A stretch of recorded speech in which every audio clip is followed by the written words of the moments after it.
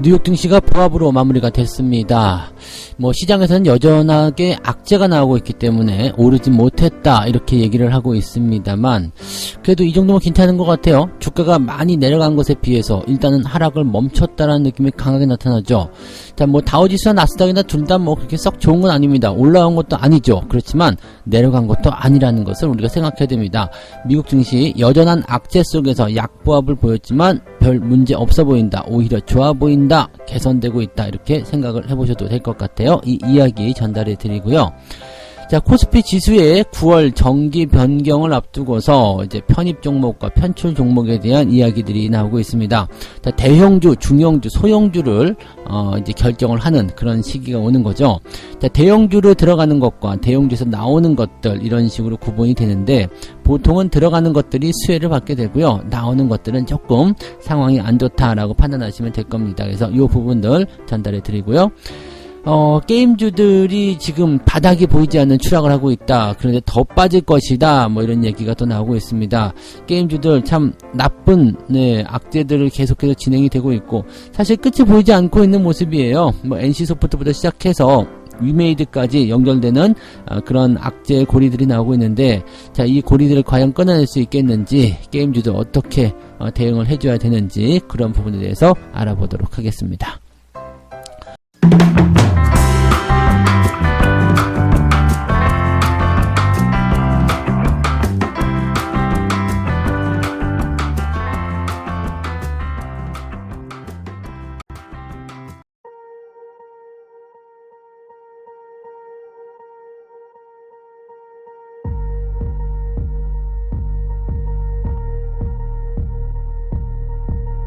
네, 반갑습니다. 자, 오늘은 8월 24일 수요일입니다.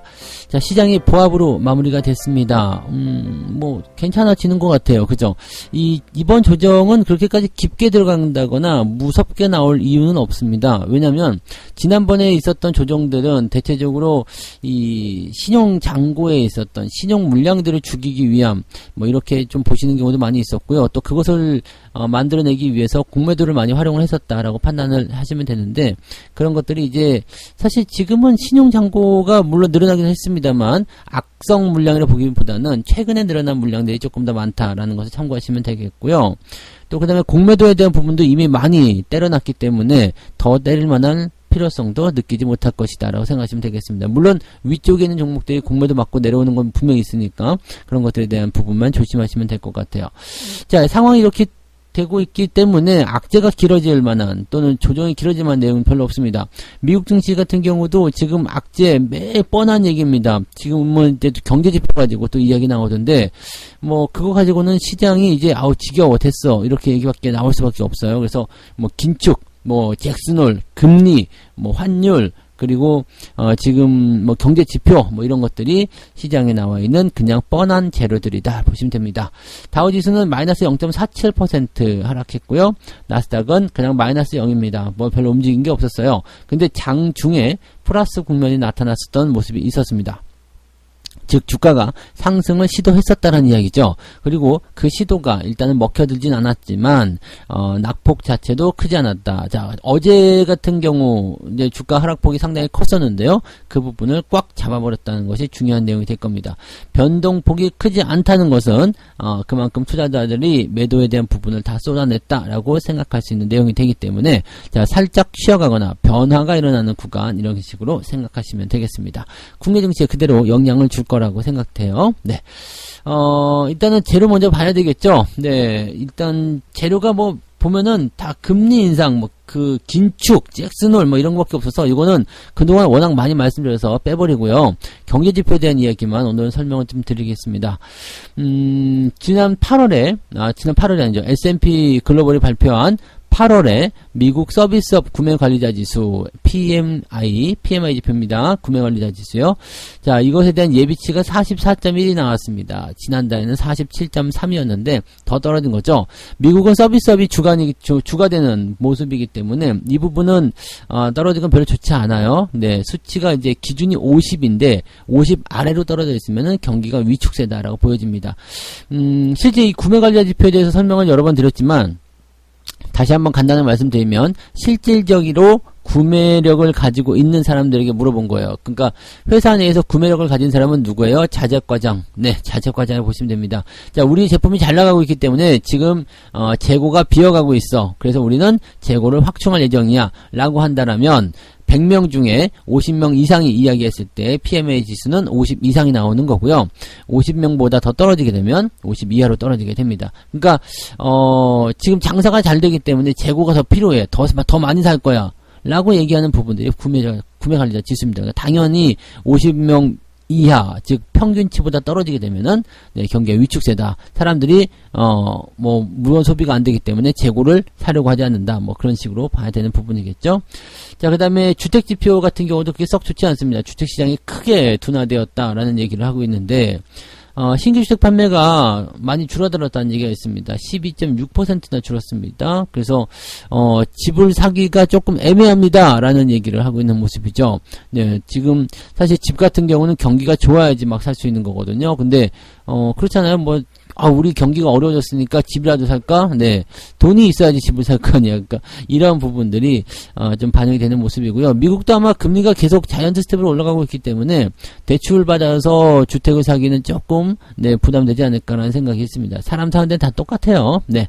자, 그다음에 예상치보다도 미치지 못했기 때문에 좀 부담스럽다는 얘기가 되는 거죠. 즉 지금 경제 지표 중에서 PMI 구매 관리자 지표가 별로 안 좋게 나왔다. 근데 그것도 서비스업에서 안 좋게 나왔다는 거. 그 다음에 주택 판매가 좀 줄어가지고 네, 주택 시장이 둔화하고 있는 모습이 나타났다. 경기가 위축되고 있다는 얘기입니다. 경기가 위축되고 있을 때 여기다가 대고서 긴축을 세게 때릴 수가 있겠느냐. 자, 이 부분 생각해 봐야 되겠죠. 이건 악재라고 보기 좀 어려워요. 네. 지금 물가 지표는 떨어지고 있는 상태. 여기다가 경기가 위축되고 있다. 자, 물가가 떨어지면은 경기 위축 걱정 안 해도 돼. 이렇게 갈 수 있는 상황이지만 실제로 지표상에서 경기 위축이 일어난다. 그러면 긴축을 공격적으로 과연 들어가야 되겠느냐. 지금 살림살이도 어려운데 물가까지 떨어졌는데 긴축을 굳이 해야 될 필요가 있겠느냐라는 얘기가 나올 수가 있겠죠. 네, 뭐 예상했었던 시나리오대로 움직이고 있는 것 같아요. 네, 자, 뉴욕 증시 전문가들 뭐라고 했을까? 시장의 위험 요소가 아직 주가에 반영되지 않았다. 뭐 약세장이 아직 끝나지 않았다는 것이 강하게 느껴진답니다. 네, 누가요? 모건 스턴리에 있는 최고 투자 책임자라고 하는 사람이 느껴진대요. 네, 얘네들도 뭐 이렇게 작두 위에 서고 막 이렇게 춤추고 그러나? 뭘 느껴지게. 느낌으로서 투자하면 안 될 텐데 뭐 느껴지는 얘기일까요? 자, 지금 보면은 투자자들이 인플레이션의 위험이라든지 침체 위험 증가, 실적 기대 하향 가능성을 과소평가하고 있다. 근데 여기서 한마디 하고 싶은 게 실적 기대 하향은 니들이 한 거고요. 인플레이션과 침체 위험 증가도 너희들이 부풀린 거 아니냐라는 얘기를 하고 있는 거죠. 제가 이제 뭐 시장을 그냥 무조건 더 많이 올라갈 거다라고 얘기하기는 어렵겠습니다만, 지금 이 상황도 그렇게 딱 맞는 상황은 아닙니다. 네. 현재 시점에서는 긴축, 금리 이야기를 계속해서 끄집어내면서 시장을 압박하고 들어가고 있었는데 여기서 더 떨어질 것이다. 왜? 무엇 때문에? 그럼 뭐 느낌상 그렇던 네, 얘기를 한 거나 마찬가지죠. 그다지 썩 좋지 않네요. 네. 그래서 이런 어떤 재료들을 가지고서 이야기를 분명히 하고는 있습니다만 결과적으로는 이런 재료들이 지금 시장에 많이 반영이 됐다는 것을 또 다시 한번 이야기할 수 있겠죠. 자, 이번 약세장이 한 번에 마지막 장을 남겨두고 있다고 생각한다 라고 되어 있습니다. 한 번 더 빠질 수 있다 라는 식의 얘기를 하는 거고, 반대로 얘기하면은 그 한 번 더 빠지는 상황이 벌어지게 되면 그게 마지막이구나 라고 얘기를 할 수 있다는 얘기가 되겠죠. 네. 자, 연준의 고강도 긴축이 아직 끝나지 않았다라는 얘기도 나오고 있는데 이건 뭐 가봐야지 할 것 같아요. 지금 같은 상황, 네, 뭐 전혀 나쁘다고 생각되지가 않습니다. 그래서 뭐 악재라고 나온 상황들이 있겠습니다만 오히려 경기 침체야, 경기 위기야 라고 한다면 연준이 돈을 풀어줄 수는 없더라도 돈을 더 많이 걷어 들어가는 행위는 조금 네, 시간 차이로 두고서 네, 대응해야 되지 않겠느냐라는 식으로 얘기를 해봐야 되는 부분이 될 것 같습니다.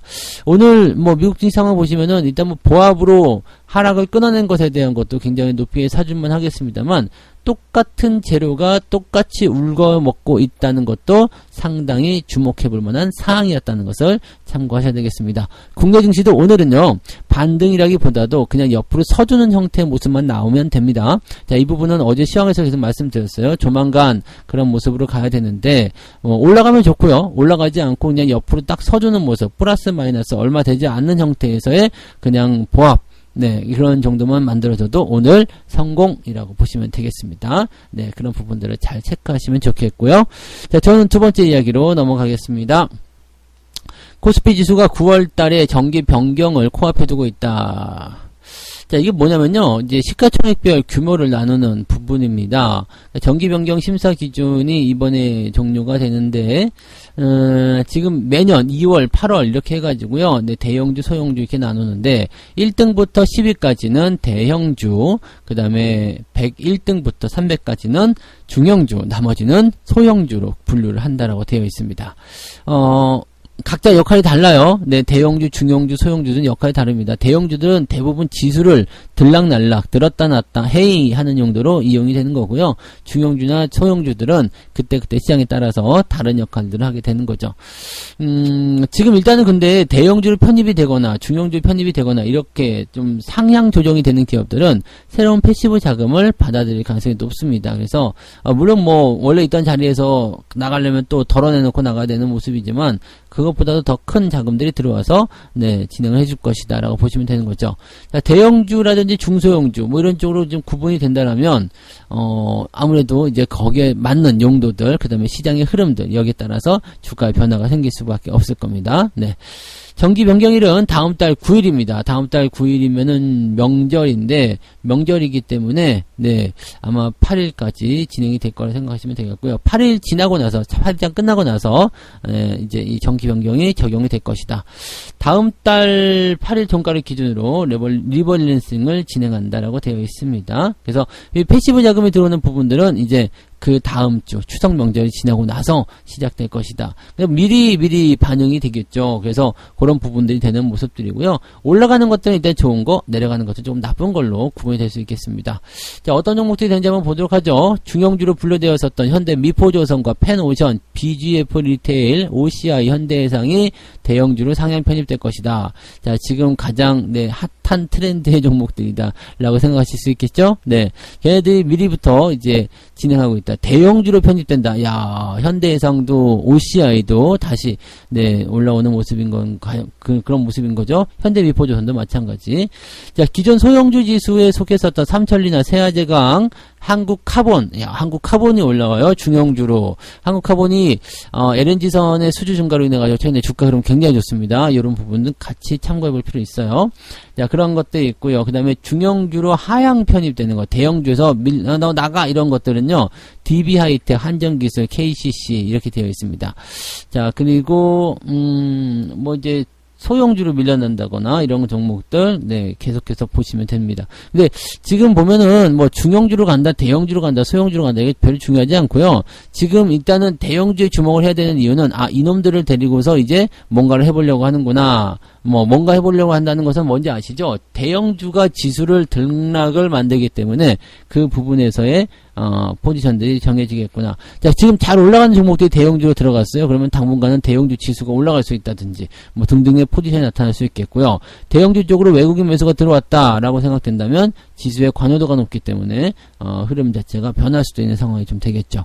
그래서 요거는 뭐 나쁜 소식들은 아닙니다. 뭐 떨어져 나가는 것만 좀 조심을 해야 되겠습니다만 새롭게 들어가는 입장에서는 전혀 나쁜 소식이 될 리가 없겠죠. 그래서 새롭게 편입되는 종목들, 이거는 시가총액의 순위를 결정하는 겁니다. 뭐 MSCI 뭐 이런 거 아니니까 이런 부분들 보면은 이제 이 순위를 가지고서 상황을 볼 수 있는 그런 전략으로 보시면 되겠습니다. 또 이런 것들을 추종하는 ETF들이 많기 때문에 거기에도 영향을 좀 주지 않겠느냐. 네, 대형주 펀드, 뭐 대형주 ETF 이런 거 많이 있겠죠. 그래서 그런 쪽으로 보시면 되겠습니다.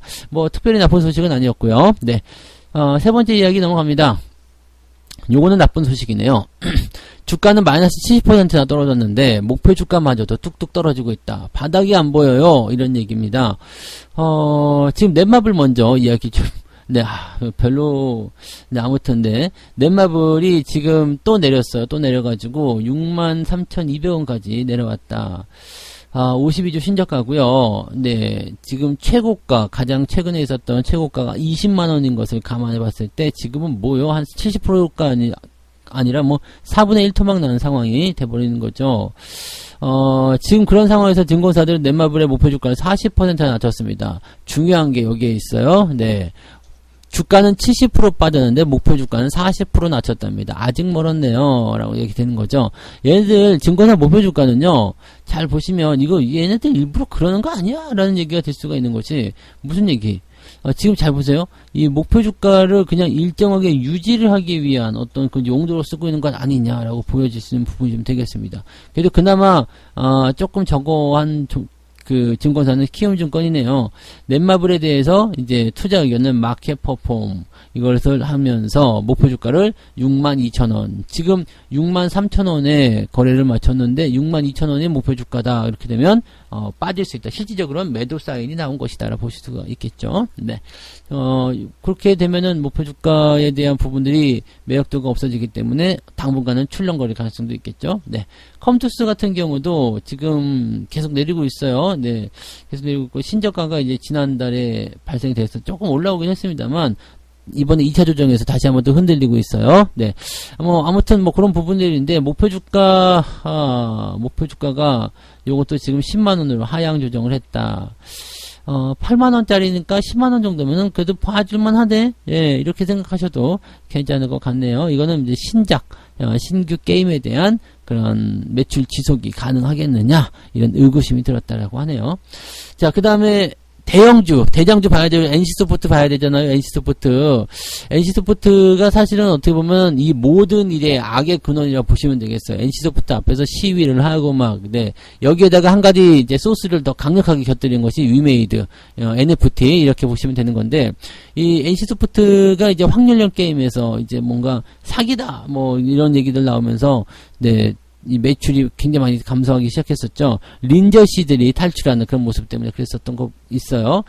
자, 지금 또 내린 모습이 나타났어요. 근데 36만 3,500원. 이게, 가격대가 얼마였던 거 아시죠? 근데 36만원이면, 이게 지금 50만원 깨질 때 그때 생각나세요? 50만원 깨집니다. 근데 더 내려갈 거예요. 이런 얘기를 해드렸었는데 지금도 더 내려가고 있는 상황이고 더 내려갈 수도 있을 것 같아요. 근데 증권사가 웃기는 거죠. 매수 의견을 계속 유지하면서 목표 주가를 낮췄다는 얘기예요. 매수 의견을 유지하면서 목표 주가를 낮추는 건 도대체 무슨 의미냐 말이죠. 물론 현재 가격 대비해서 목표 주가가 네, 현저하게 높아서 네. 매수 매력이 충분히 있을 수 있겠죠. 아니 지금 현재 가격이 지금 36만원인데 우리 목표 주가는 48만원이냐, 53만원에서 48만원 낮췄지만 여전히 높지 않니? 그러니까 매수해라. 이거는 네 개소리죠. 네, 이렇게 하면 안 되잖아요. 목표 주가와 현재 주가의 괴리율 때문에 매수를 해야 된다. 이건 아니죠. 그래서 지금 상황이 어떻게 되고 있는지 잘 보셔야 됩니다. 게임주 지금은 사시면 안 돼요. 네. 펄어비스 같은 경우도 마찬가지. 붉은 사막의 출시가 연기되면서 실적 성장 모멘텀을 상실했다. 이렇게 얘기 나오고 있고요. 크래프톤 같은 경우도 다른 상황은 아닙니다. 어떤 신작에 대한 그런 기대치가 많이 낮아지는 상태고 매출의 연속성, 지속성 이런 것들도 좀 불안한 상태입니다. 자, 문제는 뭐냐면, 크래프톤 같은 경우는 또 우리 사주 문제도 많이 있잖아요. 그래서 그런 것들이죠. 네. 근데 문제는 뭐냐면, 증권사에서는 여전히 목표 주가가 높게 보인다는 얘기입니다. 목표 주가를 하향 조정을 한 것은 우리가 알고 있는 히스토리고요. 처음 들어온 사람들 목표 주가 리포트 딱 받아보고 나면, 와우! 현재가보다도 이만큼 올라가 있네? 네. 사도 괜찮겠네? 라고 생각을 하게 된다는 거죠. 그동안 어떤 결과를, 어떤 과정을 거쳐왔는지는 우리가 꼼꼼히 체크해보고 대응을 해야 된다는 것은 꼭 중요한 기본으로 생각해야 될 내용이라고 보시면 되겠습니다. 그래서 어쨌든 게임주에 대한 부분들까지도 이렇게 얘기가 좀 됐었네요. 자, 오늘 이렇게 세 가지 이야기 전달해 드렸습니다. 미국은 여전한 악재. 이거 다시 비꼬아서 얘기하면요. 똑같은 소리 또 하고 있네, 네, 욕할 뻔했네요. 네, 그렇게 생각하시면 됩니다. 똑같은 재료가 계속해서 버무려져 나오면 질리게 되어 있습니다. 시세가 바뀌는 형태의 모습들 살짝 보이고 있다. 보시면 되겠고요. 자, 코스피 지수 9월 정기 변경하는데 상향 조정된 애들은 그나마 긍정적이다. 근데 하향 조정하는 애들은 항상 퇴출당하고 쫓겨나는 것들은 좀, 네, 그렇긴 하죠. 그래서 분위기는 일단은 상향 조정되는 쪽에 집중될 수 있다라는 것을 참고하시고요. 자, 바닥이 안 보이는 게임주. 이거는 그냥 일단은 당장은 하지 마셨으면 좋겠어요. 게임주 쪽에서 괜찮게 생각할 만한 종목들도 물론 있을 겁니다. 근데 지금 여기 기사에서 설명해드렸던 종목군들은 다 별로예요. 그러니까 이런 종목군들은 대체적으로 네, 변수를 많이 머금고 있다 생각하시고요. 대응하지 않는 것이 필요하다라고 보시면 되겠습니다. 네. 책 한 곡 읽고 마무리하겠습니다. 탐욕이 만들어지게 되면 사람들은 높은 리스크 없이 높은 수익을 낼 수 있을 것이라 희망하고 그러한 전략을 추구하며 유행하는 주식에 비싼 가격을 지불하고 혹시 가치가 조금이라도 더 상승하지 않을까 하는 희망을 가지며 이미 오를 대로 오른 주식을 보유하고자 하는 행동을 계속해서 진행한다. 말은 되게 복잡하게 나왔지만요. 네, 많이 올라간 주식을 계속 보유하게 된다. 왜? 탐욕이 생겼기 때문에. 좋은 뉴스가 계속 들리고 주가는 이미 올라와 있는 멋진 모습 차트 보여주고 있는데 여기서 내가 사지 않을 이유가 무엇일 쏘냐가 되는 거죠. 네, 욕심이에요.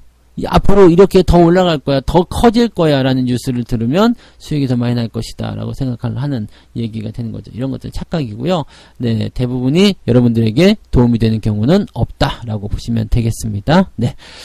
자, 이렇게 해서 마무리 오늘 짓도록 하겠습니다. 오늘도 성공투자 쫙 이어내시기 바라고요. 오늘은 어제보다는 더 나을 겁니다. 어제도 그제보다 나았죠? 네, 오늘도 어제보다는 훨씬 수월하신 그런 시장 대응이 되실 거라 생각합니다. 오늘도 성공투자 이어가세요. 저는 장중시장에서 다시 오겠습니다. 고맙습니다.